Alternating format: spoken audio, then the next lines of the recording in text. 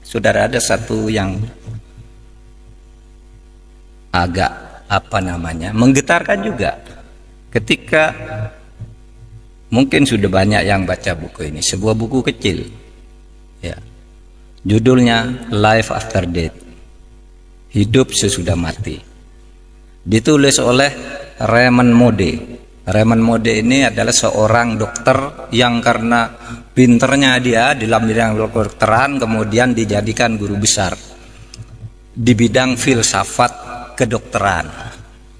Nah, ketika dia mengajar ditanya oleh mahasiswanya, Pak Moody, Bapak dokter yang sudah nangani banyak ribuan orang mati, banyak menyelamatkan orang tapi sering juga gagal. Mahasiswanya tanya, Dok, kalau orang mati itu pergi kemana? Kalau orang mati itu pergi kemana? Nah, ini sebagai dosen tertantang, saya dosen. Tidak bilang saya ini gaib, saya harus penelitian. Lalu dia lakukan penelitian. Apa penelitian? Penelitiannya itu 100 orang yang pernah mati diwawancarai oleh dia. Ada orang pernah mati banyak, dia kirim surat ke rumah sakit. Apa tempatmu pernah ada orang mati lalu hidup lagi? Ada namanya John, mati jam sekian, tiba-tiba jam 6 sore hidup. Ada yang mati 2 jam, ada yang 6 jam, 7 jam. Nah, dicatat namanya, dicari alam, lalu diwawancarai. Ketika ditanya, apa yang kamu rasakan ketika kamu mati? Saudara, 100 orang yang pernah mati ini 86% jawabannya sama, saya keluar dari tubuh saya.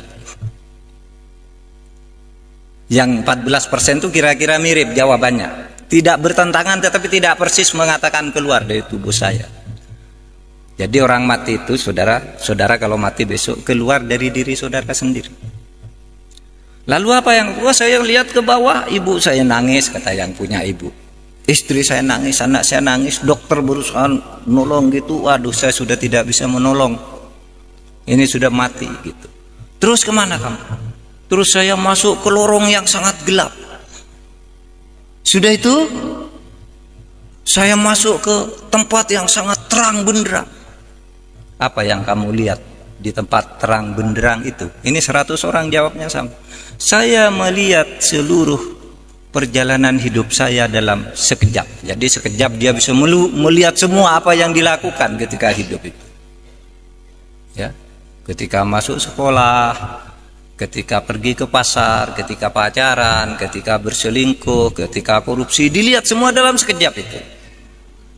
Terus sesudah itu saya terus ke atas lagi, tiba-tiba ada tabir di sana. Saya tidak bisa masuk. Seakan-akan ada suara, ngapain kamu ke sini, belum waktunya kamu. Terus saya hidup lagi. Saudara bisa baca bukunya ini, ilmiah. Penelitian ilmiah tentang sesuatu yang tidak ilmiah. Ketidakilmiahan itu dibuktikan secara ilmiah karena itu melalui studinya. Kalau Profesor Baikuni mengatakan sesuatu yang terjadi secara sama 3 kali itu pasti ilmiah. Nah, itu dari 100 orang 86. Bahkan dikatakan 100% sama, cuma yang 14 itu variasinya tidak persis kalimatnya gitu. Ilmiah. Lalu apa yang terjadi di sini? Nah, saudara, banyak hal menarik di situ.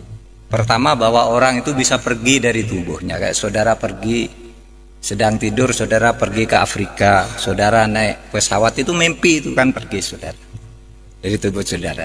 Ya, saudara pergi dari tubuh saudara, berkelana ke alam-alam di luar saudara, pergi. Yang kedua, ini yang sangat luar biasa. Apa ada? Ketika manusia itu sampai di suatu saat, di suatu tempat yang terang benderang, manusia itu melihat amalnya sendiri. Sehingga dia tidak bisa mengatakan, saya tidak pernah mencuri. Ada situ, di alam terang itu kamu melihat sendiri. Itulah yang di dalam Al-Quran dikatakan, ma yalfidu an qaulin illa ladaihi raqibun atid. Tidak ada sesuatu pun yang kamu katakan, tidak ada sesuatu pun yang kamu lakukan di muka bumi ini kecuali dicatat dengan teliti dan lengkap oleh malaikat Raqib dan malaikat Atid. Jadi malaikat Raqib dan Atid itu tinggal menunjukkan aja. Maka kata Al-Quran itu kalau dalam surat Yasin itu al-yauma nakhtimu ala afwahihim wa tukallimuna aydihim. Suatu saat kamu tidak bisa memantah, Pak, saya tidak mencuri, saya tidak berselingkuh, saya tidak korupsi. Al-yauma nakhtimu ala afwahihim. Pada saat itu ketika amal itu akan ditunjukkan kepadamu apakah kamu orang baik apa tidak, mulutmu tidak bisa membantah. Terkunci, nakhtimu ala afwahihim. Kunci mulutnya, tidak boleh bilang tidak. Lalu apa? Yang bicara adalah wa tukallimuna aydihim, tangannya yang mengatakan, ini loh buktinya saya pernah nempeleng orang, ini loh pernah saya nyopet dompetnya orang, ini loh saya pernah nyolek cewek gitu. Pokoknya tangannya itu menunjukkan. Wa tasyhadu arjuluhum, dan kakinya itu mengatakan iya saya yang berjalan menuju sana. Itu loh ada filmnya. Hebat kan dulu orang waktu kita kecil tuh kalau membayangkan malaikat Raqib Atid itu apa ya? Wah itu yang ada di belakang kita bawa foto buku ditulis Pak Mahfud sedang pidato dapat pahala, ini sedang ini dosa. Nah begitu langsung lebih hebat dari komputer yang berapa ribu mega. Langsung bisa dilihat dalam sekejap, dan itu dialami oleh orang yang pernah mati, dan itu bukan orang Islam tetapi mengonfirmasi apa yang dikatakan oleh Al-Quran tentang catatan di alam sana. Nah itulah yang dikatakan saudara. Maka Islam itu katakan oke, rasionalitas wajib hukumnya, kita rasional, tapi jangan terjebak ke dalam rasionalisme di mana yang kamu anggap benar itu hanya yang masuk akal, karena seluruh yang masuk akal itu benar dan harus kamu percaya. Tetapi di luar itu banyak yang tidak masuk akal, yang justru mungkin lebih banyak dari yang masuk akal, yang juga mempengaruhi kehidupan dan selalu ditunjukkan oleh Tuhan. Taklahlah kalau itu dikatakan belum sampai itu bisa saja kan ketika suatu saat itu yang terakhir, saudara, saya juga pernah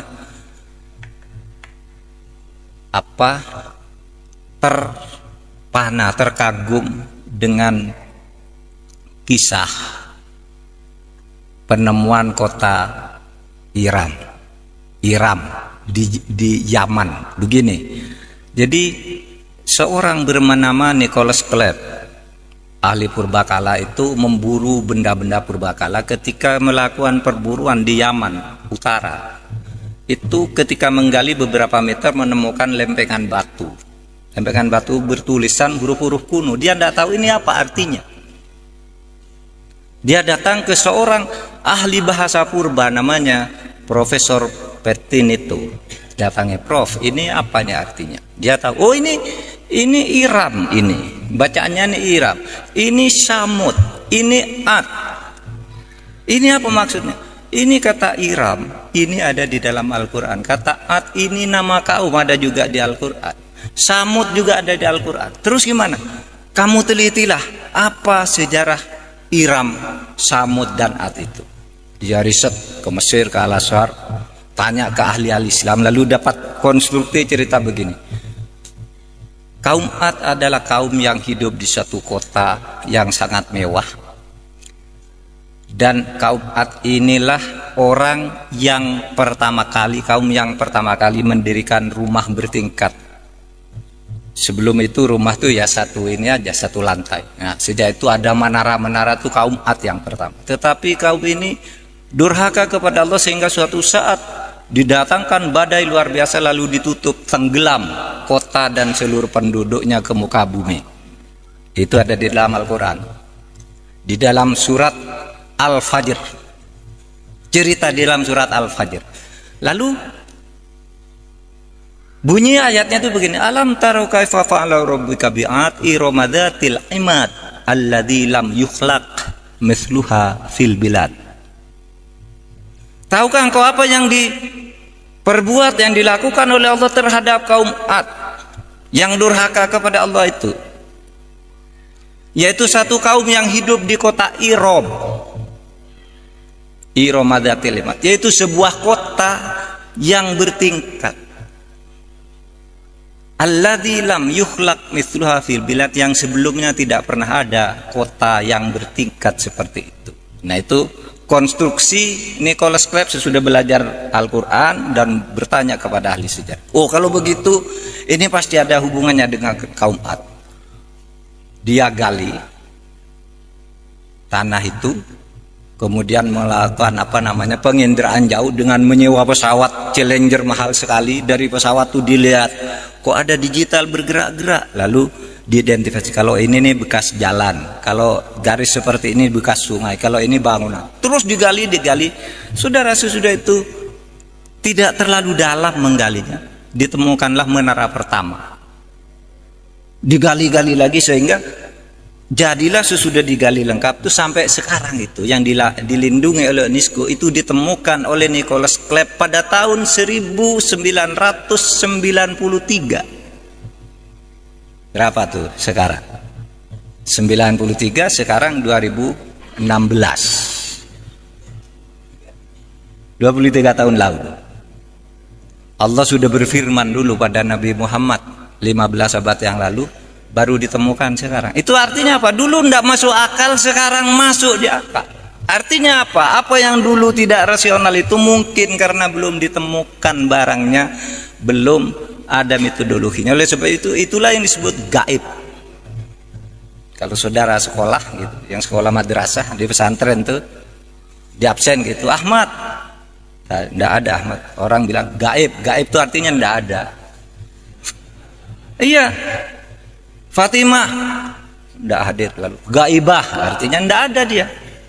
Gaib itu artinya tidak ada, belum ada di depan kita. Artinya apa? Percaya kepada yang gaib juga bisa diartikan bahwa mempercayai bahwa ilmu pengetahuan itu suatu saat akan sampai kepada hal-hal yang tadinya dianggap gaib, tetapi tidak akan semuanya, atau tidak akan pernah selesai pencapaian terhadap kegaiban-kegaiban itu. Oleh sebab itu jangan sombong dengan rasionalisme. Pasti ya ada sesuatu yang tetap tidak rasional. Cobalah orang yang mengaku tidak bertuhan itu, misalnya naik pesawat, lalu pesawatnya turbulence, duduk, aduh Tuhan gitu, enggak sadar dia bilang Tuhan, karena di hatinya itu memang ada Tuhan yang maha gaib itu. Selamatkan saya Tuhan gitu. Tidak ada diem aja gitu. Orang mau mati gitu. Karena ada di hati nurani itu ada yang maha gaib itu. Nah, hadirin sekalian, oleh sebab itu mari saya kembali ke takwa tadi. Orang takwa itu dapat pertolongan dari Allah dengan cara yang tidak bisa diduga. Jangan terlalu rasionalisme, ikutilah rasionalitas setinggi-tingginya, tapi jangan rasionalisme tetapi dalam pengertian tadi. Yang tidak rasional itu mungkin sesuatu yang belum ada saja di depan kita, mungkin seperti ditemukannya kota Iram itu, dan banyak lagi kisah-kisah di dalam Al-Quran yang kemudian terbukti dari waktu ke waktu. Dan yang terakhir, ini terakhir lagi, orang bertakwa itu hatinya akan tenang. Coba tanya tuh ibu-ibu, saudara sekalian, apa yang lebih penting dari tenang di dalam hidup itu? Tidak ada, saudara. Saudara itu bekerja ini semua kan agar hidupnya nyaman, tenang. Oleh sebab itu, kalau saudara berusaha memperoleh segala fasilitas hidup itu agar hidup nyaman, jangan kalau ada kesempatan fasilitas berlebihan-lebihan sehingga ketenangan dirongrong oleh fasilitas yang berlebihan itu. Itulah misalnya karena korupsi. Nah, orang korupsi, mana dia tenang? Tidak tenang, saudara rasakan aja deh. Kalau saudara berlaku tidak benar, hatinya tidak tenang. Nyontek gitu, ujian nyontek. Nah, saudara hahaha gitu, wah saya tadi bisa nyontek, ngelabui bapak itu ngantuk yang ngawasi katanya. Saya nyontek tidak ketahuan, tapi saudara hati nuraninya mengatakan Anda salah, tidak tenang. Sesudah lulus saudara malu pada diri sendiri karena nurani itu selalu bicara yang benar. Maka kalau orang yang bertakwa itu kan selalu banyak berzikir, ingat kepada Allah, lalu ada jaminan Allah, ala bidzikrillah tatmainnul qulub. Kalau engkau selalu berzikir, ingat kepada Allah, hatimu akan tenang. Padahal kamu hidup tuh mencari ketenangan. Nah, banyaklah berzikir kepada Allah. Berzikir itu artinya selalu ingat. Tidak harus selalu membaca kalimat thayyibah itu ya zikir. Tapi sebenarnya zikir yang sesungguhnya itu adalah orang yang selalu ingat bahwa dirinya dimonitor oleh Allah. Demikian renungan malam ini, mudah-mudahan ada manfaatnya, dan mari kita tingkatkan ketakwaan kita kepada Allah. Assalamualaikum warahmatullahi wabarakatuh.